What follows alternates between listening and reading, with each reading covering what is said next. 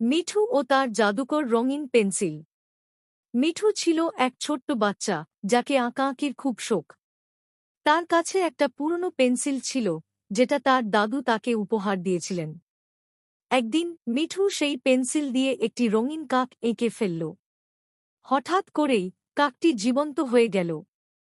কাকটি মিঠুকে বলল, ধন্যবাদ মিঠু, তুমি আমাকে জীবন্ত করার জন্য। এবার আমি তোমার বন্ধু হতে চাই। মিঠু ভীষণ খুশি হয়ে কাকটিকে তার নাম দিল রাঙা। রাঙা এবং মিঠু মিলে শহরের চারপাশে ঘুরে বেড়াত। মিঠু তার পেন্সিল দিয়ে নতুন নতুন ছবি আঁকত, আর সেগুলো জীবন্ত হয়ে উঠত। তারা সবাই মিলে মানুষের সমস্যা সমাধান করত। একদিন শহরে এক বড় ঝড় এল। লোকেরা বিপদে পড়ল। মিঠু তার পেন্সিল দিয়ে বিশাল একটা ছাতা আঁকল, যা পুরো শহরকে ঝড় থেকে রক্ষা করল। এরপর থেকে মিঠু এবং তার জাদুকর পেন্সিল সবার কাছে নায়ক হয়ে উঠল। রঙা বলল, তুমি শুধু আঁকো, আমরা মিলে দুনিয়া বদলাব।